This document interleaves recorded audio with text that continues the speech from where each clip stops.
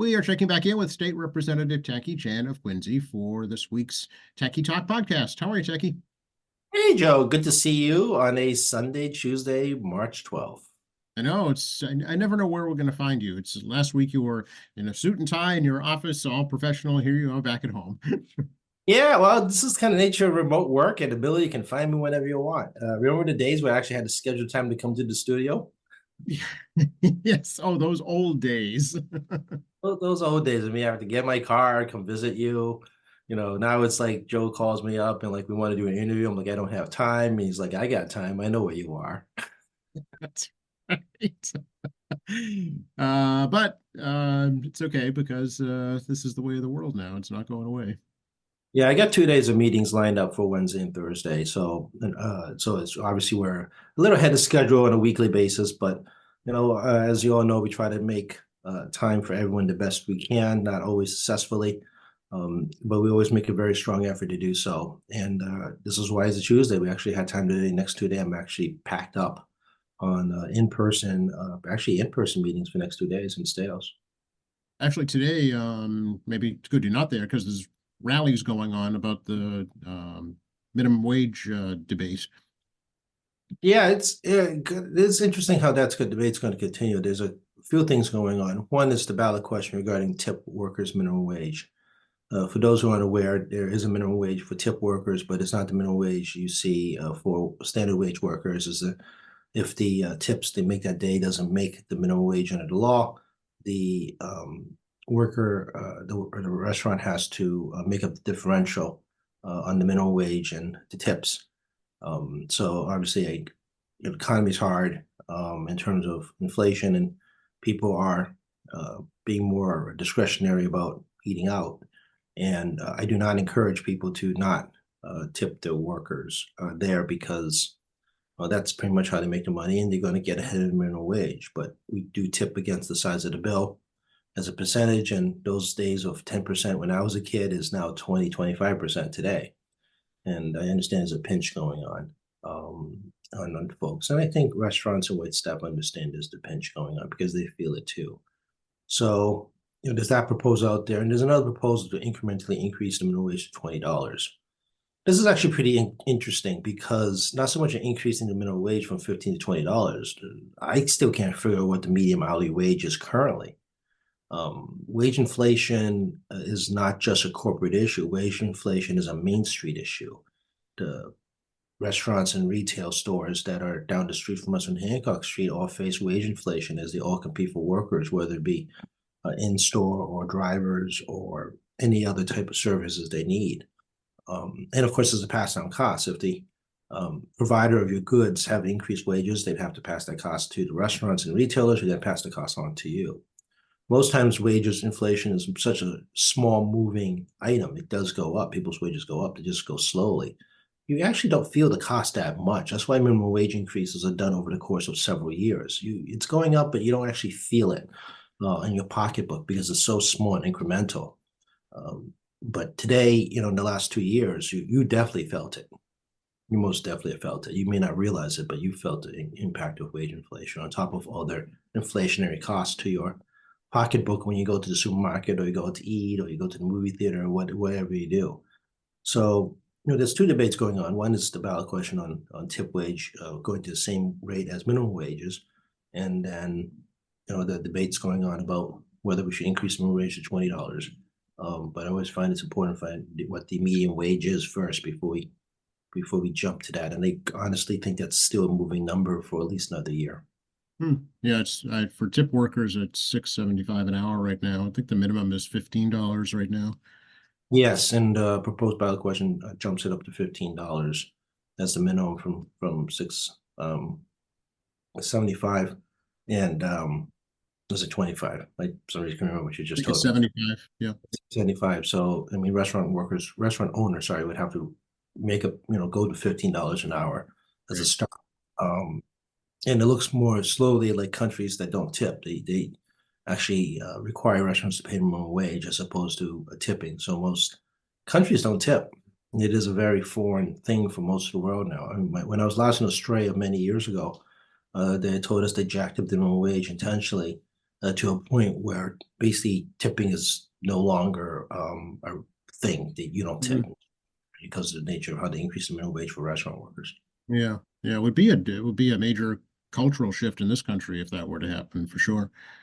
It would really hurt service workers because Mhm. tipping is a big part of their salary structure, and the wage structure is built around tipping. And not surprising, folks that work in higher end restaurants get more, and restaurants are very successful over high turnover in tables. Those workers get a lot more money on tips than they would on the minimum wage, and this is kind of one of the big challenges, on trying to get rid of tipping. It's just ingrained in the economics for people who are in the service industry, and that includes folks that work in hotels. I mean, I do tip a few dollars per day stay, or $5 per day, or whatever, depending on the service I receive in hotels. On housekeeping, I do leave money behind with thank you notes. Um, so there's that component too, and it's just a little bit extra appreciation. Um, so I think the tip debate here, if you try to get rid of it in the United States, would be really, really challenging, and it would have to be done at the federal level because you don't want to be tipping in Massachusetts, but Connecticut bans it. Right, it would be very confusing at that point, yeah, and talk about struggling to get workers at that point if that were the case, if every state was different. That's correct. Because again, the nature of how service industry works, particularly in restaurants, the different restaurants, different situations creates better opportunities to make better money. One of the challenges that people who advocate for this ballot question is that not all times in restaurants are all equal times of business. So if you get a shift on a day when, for whatever reason, it's not good, so like get a midday shift between lunch and dinner, so you got like a dinner shift, but you're out before dinner time, you may not have as good volume as dinner. The price structure of dinner tends to be a little bit higher than lunch.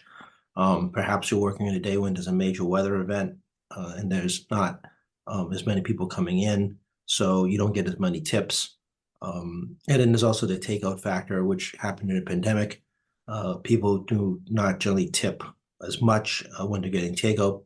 You may leave a couple bucks in the front of the counter, but the reality is that you're not really getting a wait service.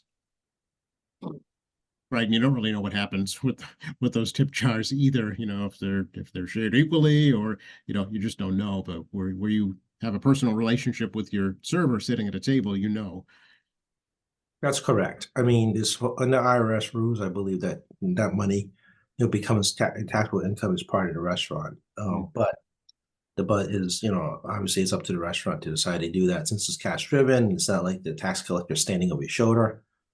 I suspect, you guys can figure out the rest on your own, but it's a case by case basis of different owners and different managers, how they want to manage that. So, Yeah. obviously takeout has a huge impact on service workers.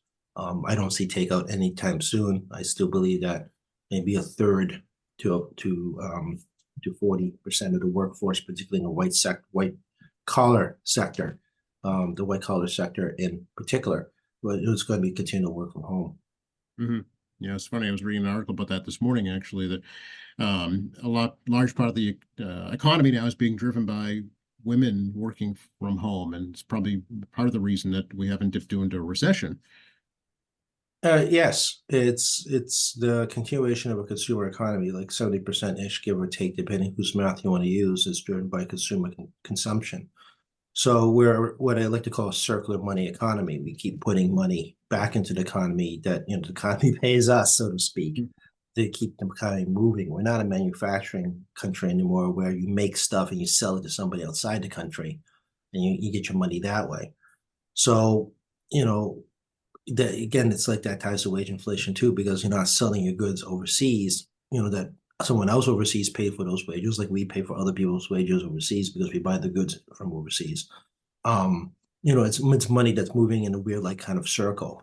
And if the consumer stops spending, it impacts the retailers, service industry folks, because they have reduction in money, and then that results in them having to make a decision on whether or not to lay people off, reduce wages. Conversely, when you have inflation, you see the opposite effect, where they have to raise prices to meet their costs, and then the consumer at the other end, have to make those decisions about whether or not they can afford to pay. And then, it becomes this kind of vicious cycle. Same happens with deflation. If things start to decline, negative growth in terms of negative wages, negative prices, and then it results in the workers having negative wages.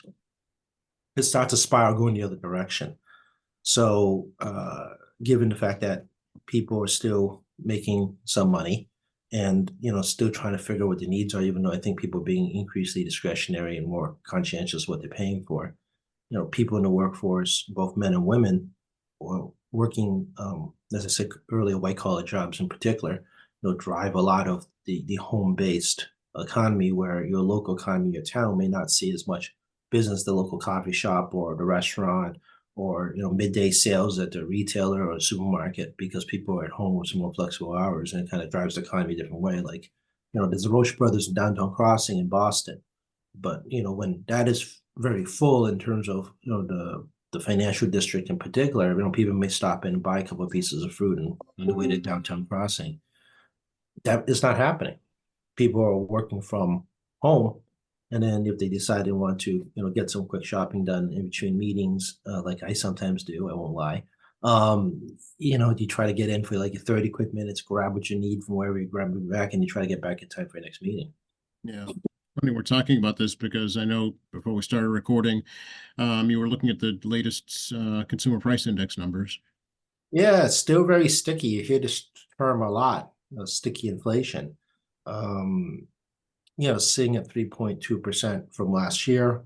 It went up 0.4%. The estimate was 0.3%, so it's a tenth of a percentage. Core PCE will be coming in later in the week, but the rough look at core PCE, price consumer index with no fuel and housing, continues to look very high, in the high 3.9 zone. And unemployment, trapped below that 4% level. I mean, unemployment went up to 3.9%, and just won't crack that 4%. So, there's some revisions on job gains and losses the last 2 months, but clearly it doesn't move the needle that hard on the percentages of unemployment. So, we're kind of in this trap zone where the Federal Reserve Bank wants to get inflation down 2%, but it's really having this rough time getting under 3%. And the core PCE is the big one, because that's more of our everyday kind of like day-to-day life impacts. Federal Reserve is very concerned about the consumer being able to sustain this economy if it's too expensive. Okay. Can we talk a little bit about the governor's plan to pardon some simple marijuana convictions, Jackie?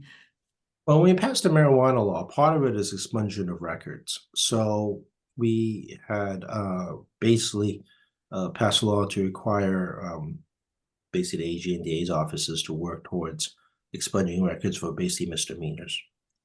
More serious crimes, obviously, if it's not just marijuana usage and there's other underlying crimes, well, that are much more serious. Obviously, the misdemeanor marijuana crime is not that serious, but it doesn't mean you erase the much more heavier crimes.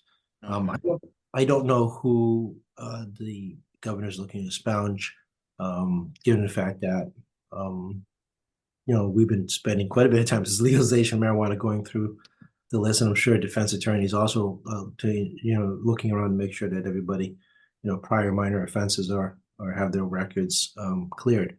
So I'm not sure how the governor's looking at these pardons, because it's been going on for a while. So it's got to be something else as part of the sentence that's beyond just the misdemeanor, and something maybe more serious but not very dangerous.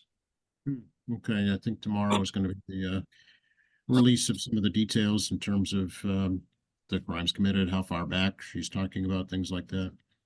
It's also pretty unusual. Governors very rarely do pardons this early in their career. It generally happens towards the end of their first term or end of the second term. They, do a very thoughtful and long analysis before they do this type of pardons. So I'm not entirely clear why they're doing this early. There's nothing that says they can't do it, but it's a little surprising.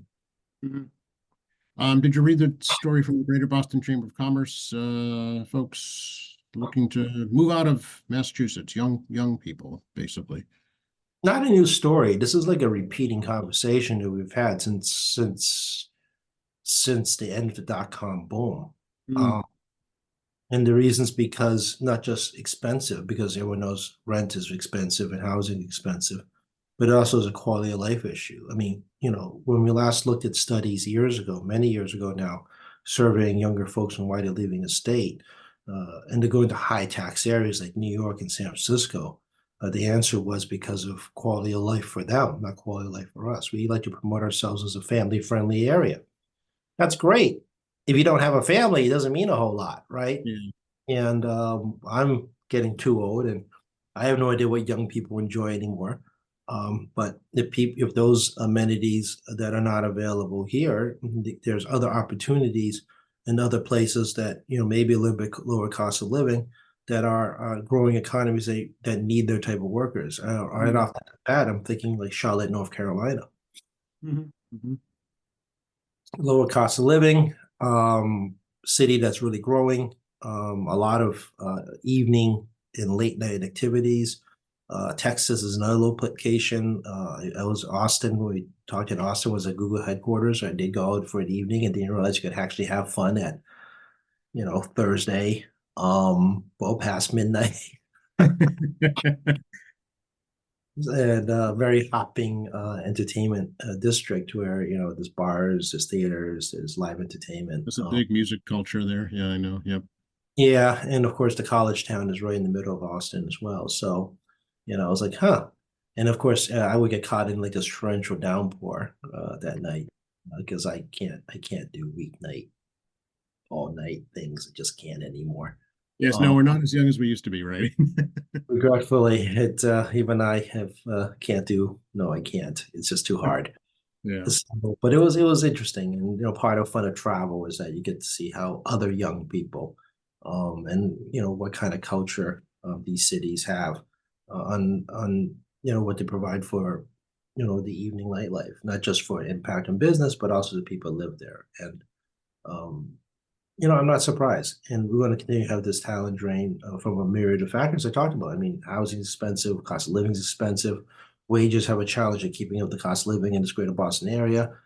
Boston in particular is among the top 5 most expensive places to live and work in the country, Yep. if not the world at this point. Yeah. Um, and what's keeping you here, right? If you got no fun because you are young enough that you can stay out and go back to work tomorrow, functional somehow. Where's the fun in that, right? And you also want to meet people outside of the office. And the ability to meet people in bars, I mean, is kind of part of it as well. Or you use an app to date with, but you need a meeting place at like 9 o'clock after people get out of work or whatever. You want to meet up and you want to do something fun. You don't just want to just meet people on the street, right? Right. Yeah. So, So yeah, people one keep. of the factors that was cited that I thought was interesting was the public transportation issue, and especially folks in the lower income brackets find that a challenge. Well, that's always been a challenge. That's not new. I mean, the MBTA has been, problematic currently, but it's been problematic since the Deval Patrick administration. And yeah, I mean, the point of Massachusetts public transit, the MBTA in particular, is designed to allow lower income folks to be able to leave the greater Boston area to go to suburban communities to find work. Most people think it's actually the other way around. It's actually not. That's why we have a fixed fare system. We're one of 2 states left, us in New York, has a fixed fare system.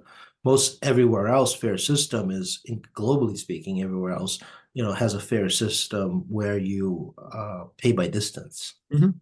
So you're going from 1 to 3 stops. The fare for 1 to 3, can be a few cents or dime or whatever differential. If you're going longer distances, you're looking at several dollars or greater, Right. for longer distance travels. And the idea is that, people that live closer to the workplace generally have a lower income bracket. If you live far, far away, you're coming from a suburban community. The challenge of MBTA, we talked a lot about is the fare system itself.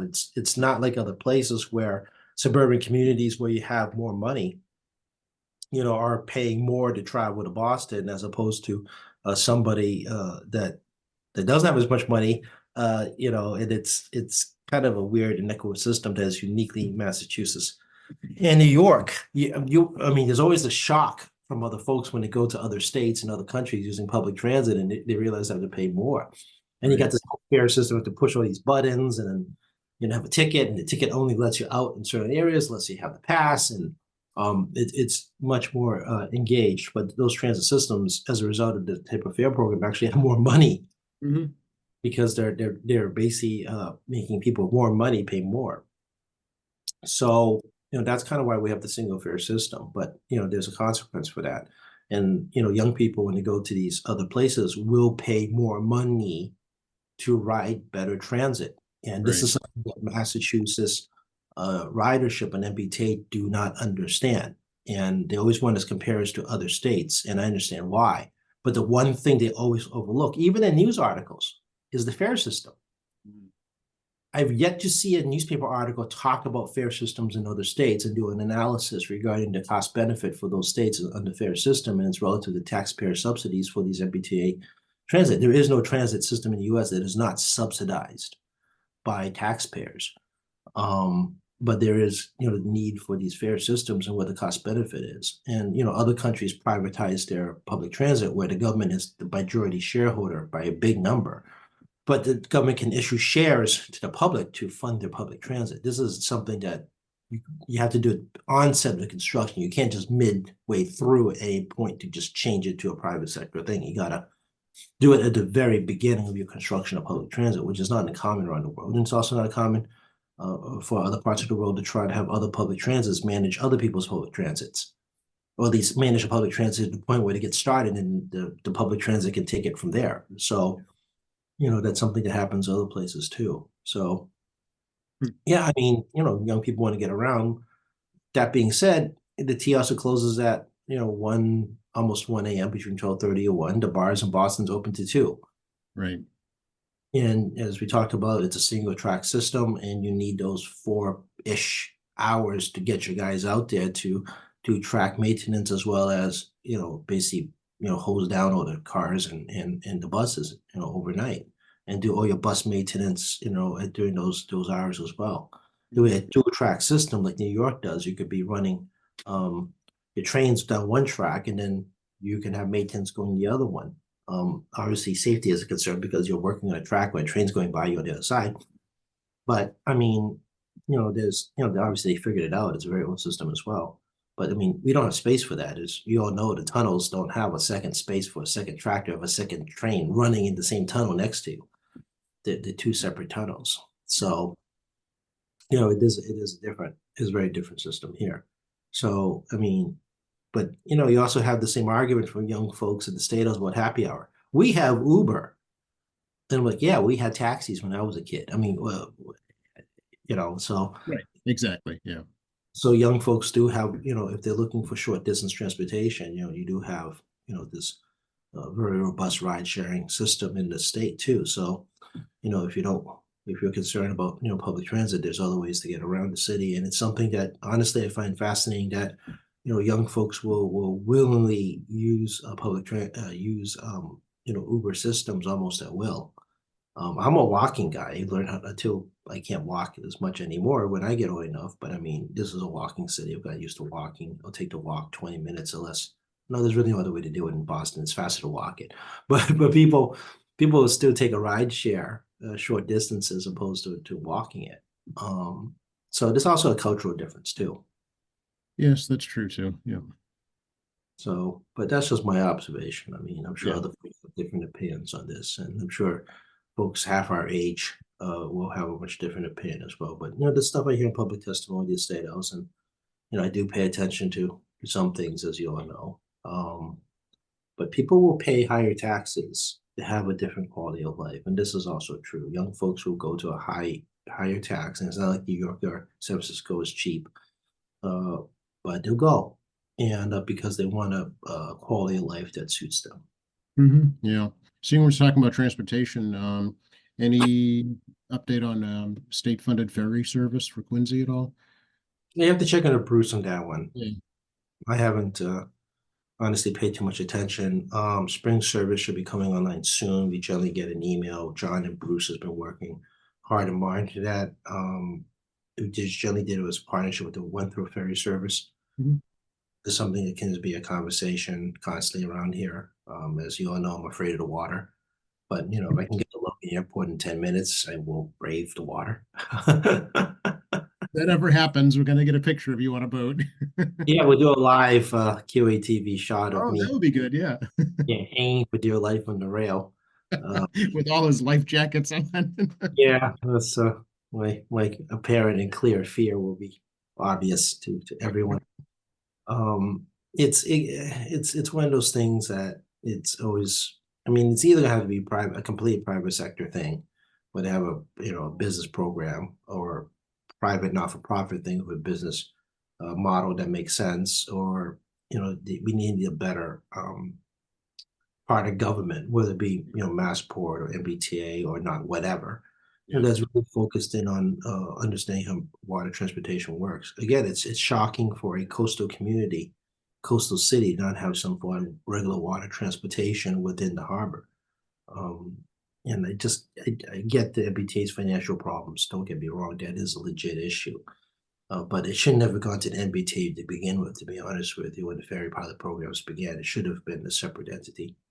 A private service, right? I mean, it's very successful down the Cape and the island, certainly. Yeah, the Sheemshire Authority has a government subsidy to run the ships to the islands. It is a private public partnership. Yeah, you're right. It's very successful. It's on a very seasonal schedule and it has a point A to point B.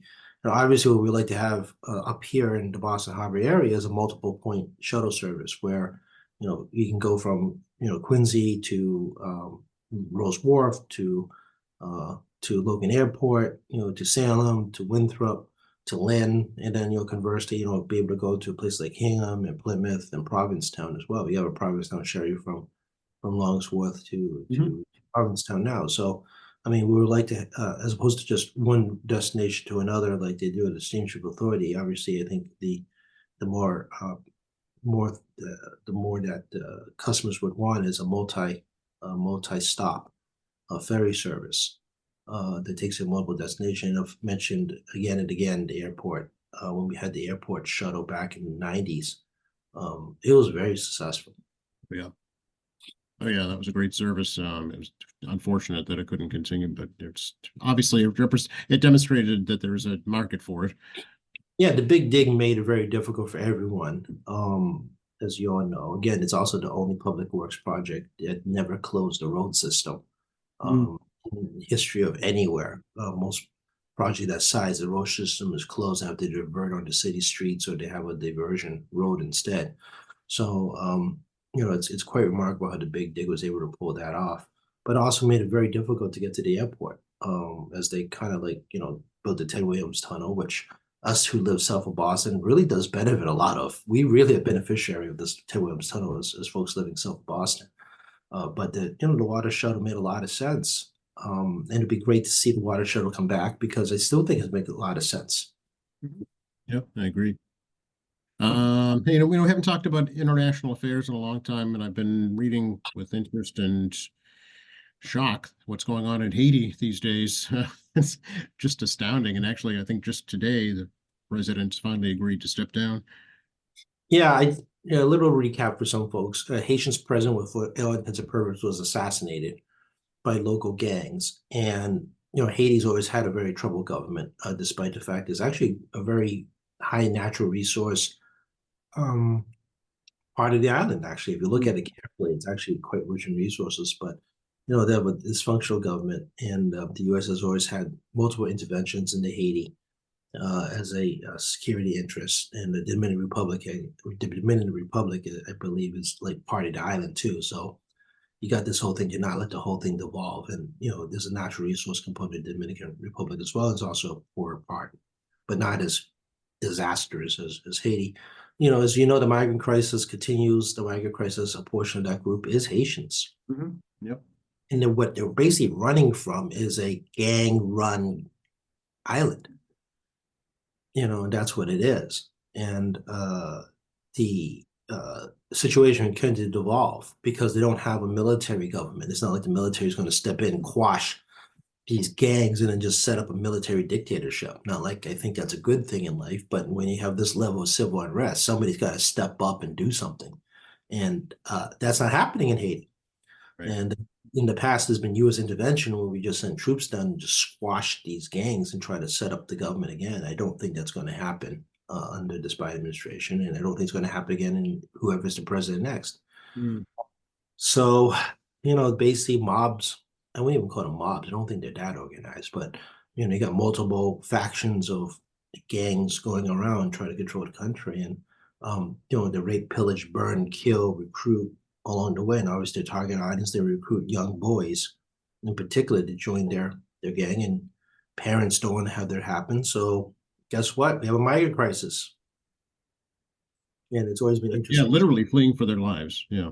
Yeah, they're here. I mean, and one of the reasons that the U.S. government has an interest in Haiti of just going in and just squishing the gangsters and then putting up governments again is to not have what you see today, where people are fleeing Haiti to come here. I mean, that's part of the reason why we have so much intervention on some of these areas, particularly Haiti. To not have what you see now. And the thing is, no one wants us to do that because obviously I have no interest as well, in having U.S. troops on Haitian soil, to basically, destroy cartels and gangsters and, put up yet another government. So it is like a complete devolution over there. It is very tragic. It's a human tragedy. It is complete there. And these Haitians that are in the United States have no way to go back because you go back, what's waiting for you. Yeah, reading a story about a hospital that was just completely unstaffed. There were no medical personnel whatsoever. People just praying for some kind of help. And well, a lot of charity organizations, provide medical assistance to build hospitals, and they build schools, and they'll do workforce, and they try to bring some portable technology to try to increase quality of life. That's all wasted now.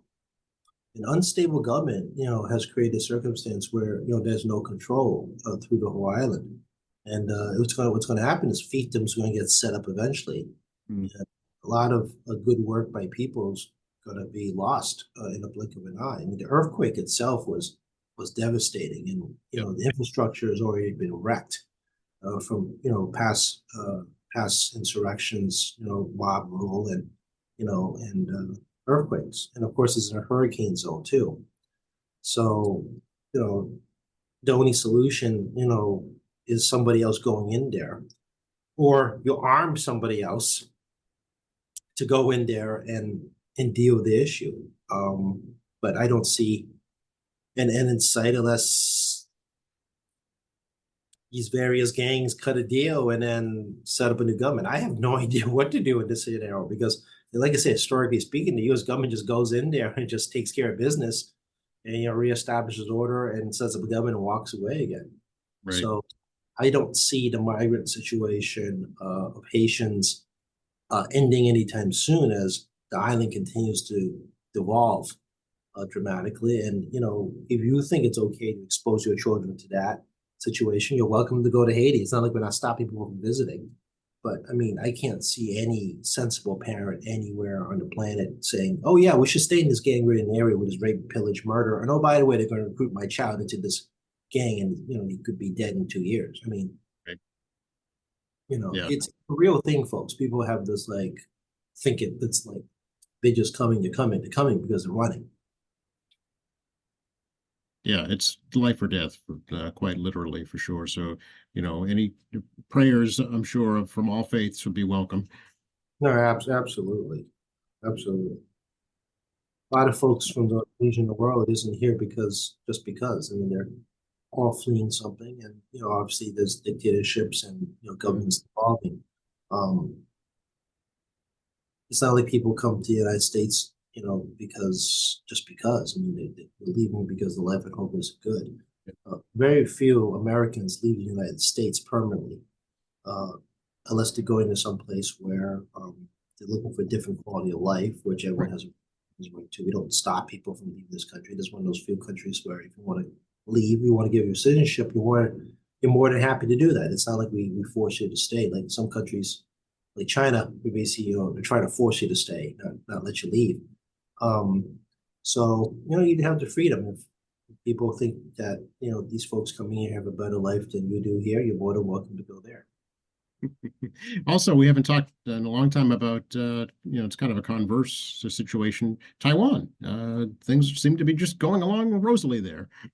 Yeah, it's an interesting political situation in Taiwan. A third political party made headwinds in the last presidential election that prevented a guaranteed majority. It was a polarity win for the incumbent government, but the incumbent government also lost majority control of the legislative branch. A coalition parliament needs to happen because of this third party to have a prime minister run their legislative branch. That part didn't get reported very much in the news. And as a result, you got a deadlock, a legislative branch and a presidency. And there's also a bit of a interesting dynamic over there. Taiwanese Chinese perceive themselves as Taiwanese nationals, not Chinese nationals. And this has been a progression going on for multiple generations. It is a major economy. Everyone heard about Taiwan Semiconductor, which, interestingly enough, has their factories in China, but is the chip center of the world. They're a biotech center, they're an education center, they're a major port, they're a hub for travel throughout the Asian countries because of location. The Strait of Taiwan handles like half the trade that goes to everywhere in that part of the world, in and out, especially going to Japan and Korea. It's actually faster to go to the Strait of Taiwan than it is to go on the other side of Taiwan. It is a strategic location, not just militarily, but also economically.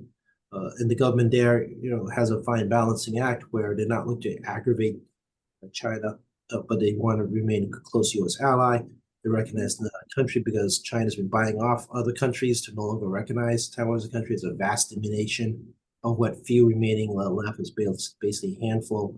And the government's running this very careful thing where it's like, okay, well, we're not independent, but we run ourselves, but we're not a country. We don't want you to be part of you. But the population has definitely moved in a direction where they are, I wouldn't say pro-independence, but definitely have a different cultural and national identity. And, the same problem we have, the really high inflation. The health system is got strained badly from COVID. They're still trying to recover from that. They want to prevent talent from fleeing the island because of fear of invasion. And there's actually this little piece of Taiwan that's actually on mainland China that belongs to Taiwan that China's never invaded, which is kind of interesting. And of course, there's a tourist problem and trade problem because the biggest tourist trade partner is China. And China's been trying to strangle them on the economics of that front on preventing foreign tourist money from coming in, which is a big part of anybody's economy now. So, it's a fine balance of a bit of a deadlock government, and this balancing act of the majority party to be able to, keep the population sentiment, in line with their sentiment, but not screw up the foreign affairs. And they have a challenging economy like we do right now because of the hyperinflation and the crazy trade embargoes from the Chinese, which China's Yeah, got. I'm sure they're watching the U.S. presidential election closely as well. Actually, every country in Asia is watching the presidential election. It's not just the Europeans. Right. Everyone knows we still have troop station in Korea, a troop station in Okinawa. We have a troop station in Singapore. We have a joint cooperative use of, I think, half a dozen military bases in the Philippines. We are a longtime partner of the Australians. People forget Australia is actually part of the Pacific. It's its own continent and not a country, but it's actually part of that Pacific security.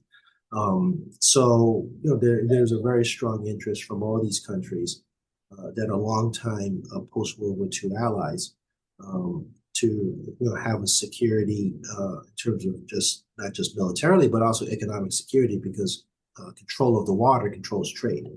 Right. In the U.S., whether you all like it or not, is the biggest security guarantee of maritime trade.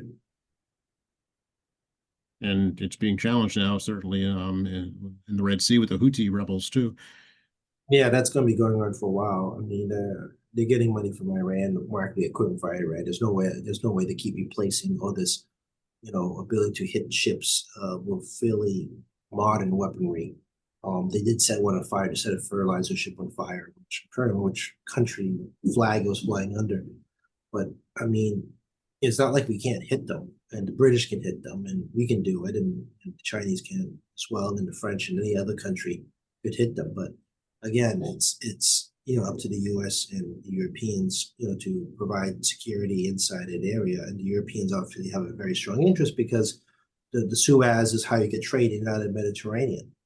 And it's a major trade port, and it saves, as we talked about before, it saves you money, but also saves the environment because you want to cut the travel time as much as possible because the less fuel you burn, the less impact you have on the environment.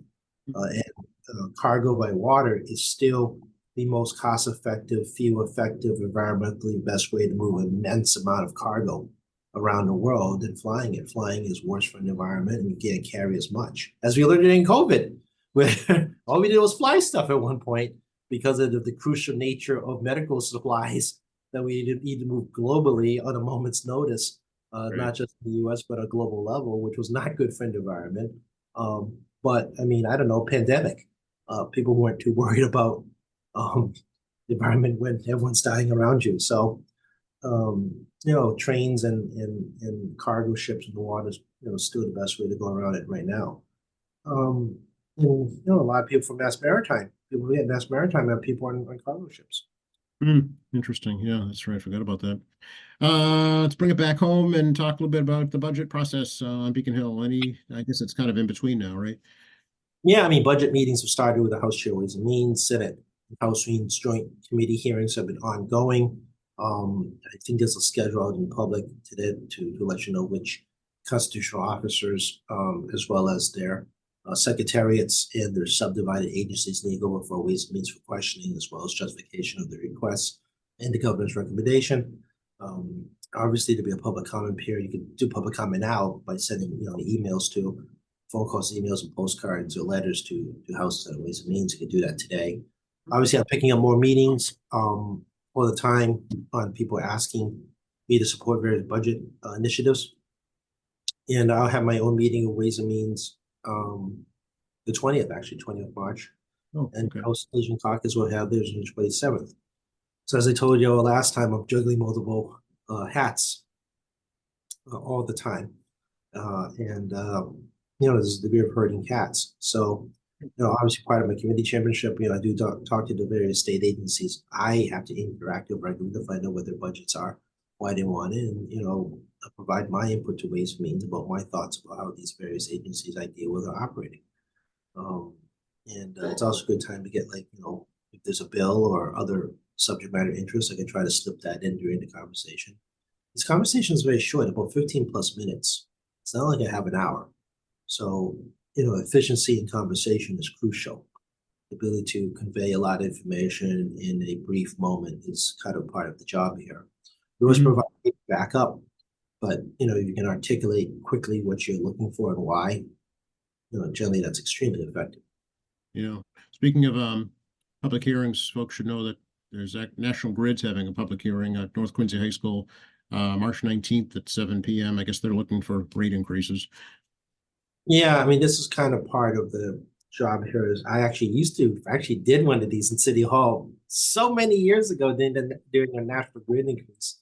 3 assistant attorney generals, of which I was one of them back in I think 2008. Just a child then. Just a child then. Was at Quincy City Hall all night, listening to testimony regarding the rate increase. The Attorney General's office does not comment on it because we are a litigant, so to speak, in the matter, but we can take public input as well as the DPU back then. It's their rate plan has come up. Generally, the 5-year rate plans. Although the utility can ask to come in earlier if they feel a need, but generally it's a 5-year rate plan. And we still run under the decoupled rate system, meaning that how much electricity they sell to you isn't necessarily relative to the bottom line of revenues. And it's not as simple as saying they have a guaranteed dollar amount of money, saying, they have here's your guaranteed budget number, just do this. It's not that simple. It's actually quite a complicated formula where we know what the minimum revenue is, but they're encouraged to try to reduce consumption. So, it's very involved. It's a crazy problem. So people think it's like cable TV. It's not cable TV. It's an actual rate usage, which encourages reduction in consumption, but guarantee the rate of return. So yeah, it's involved, but we're a big state in terms of energy consumption, and this is part of the process. So if people can't get to the public hearing, the DPO website has the ability to have you make a public comment regarding the rate increase. I promise you, nobody is going to advocate for a rate increase. I've never seen it, never going to happen. No one in the public's going to say, "Hey, raise my bill." But this is part of the process, and the rate hearings take about, I think, less than 3 months into the law. The law actually requires a very specific time frame once the hearings begin, once the process begins to have it completed. It's very fast. It's actually very, very fast. It's actually this policy was put in place because people didn't want to have 1 year hearings on rates because it creates a delay, and then you have this like make-up time of the rate adjustment to ensure that the rate case follows through from when the rates and then rates start. So you don't have like this weird like 1 year catch up. But at the same time, as a guy that worked in the AG's office, you're now in a seller rate to prove your case, trying to chip the rate down.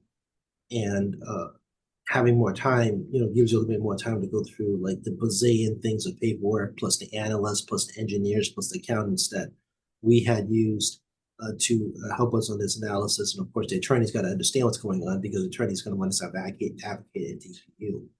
So it was, as you can tell, when I was there was a whole lot of complexity as I had to learn like the accounting methodologies, the actual engineering stuff.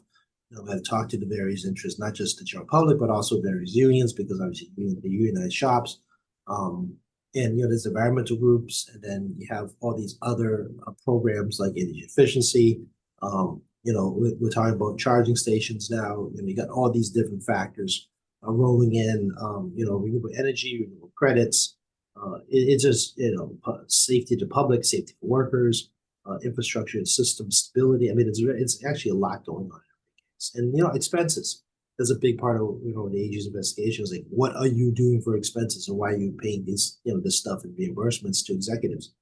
So on the flip side, a little less time for the AG's office to very thoroughly just comb through everything. So in good front, yeah, you don't want to like create a rate backup against customers once the rate's set. You should have this done timely. The flip side, you have enough time really to just hammer the utility on every single detail to create accountability. Well, we've done it again, Tacky. We've talked for an hour. Yeah, just about 55-ish minutes at this point or so. Yeah.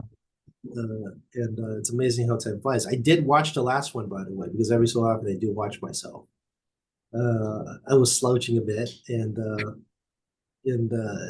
yeah, I'm doing the which I hear far too often, and the ums come up too often, so I'm trying to come up with the answer, and I do have a little bit of a stutter and a little bit stagnated on words where there's this funny pause between the first word and second word.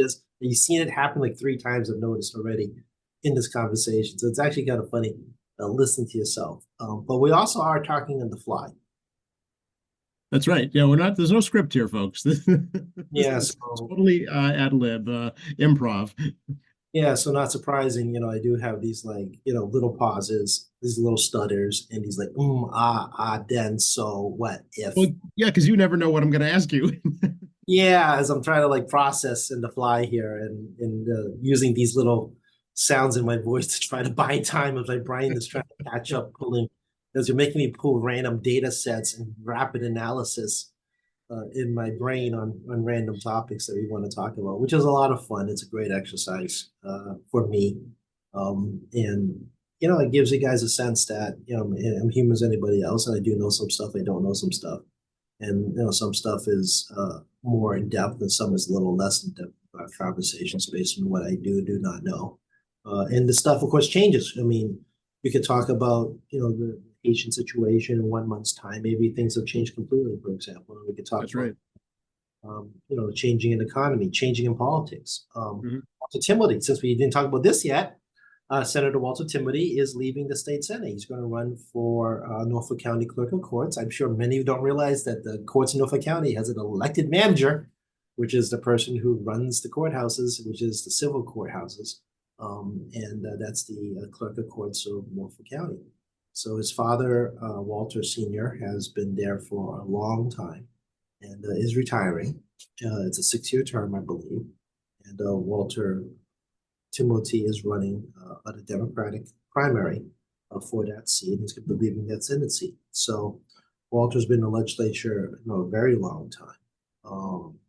And they're going to wish him the best and supporting him on moving on to get a job at the courthouse. So changes continue at the State House, Joe. Absolutely, yeah, and that'll open up a whole bevy of candidates for his space in the Senate, I'm sure. Yeah, it's an interesting district because you start in Milton and you end in Bridgewater. Big district, yeah. Big district, kind of a little bit of slivery looking line going south. And very diverse district. You got Milton, and Randolph, Canton, I believe Avon, you got Sharon, Stoughton, or parts of, and you got, Bridgewater. These are not communities that have a lot in common.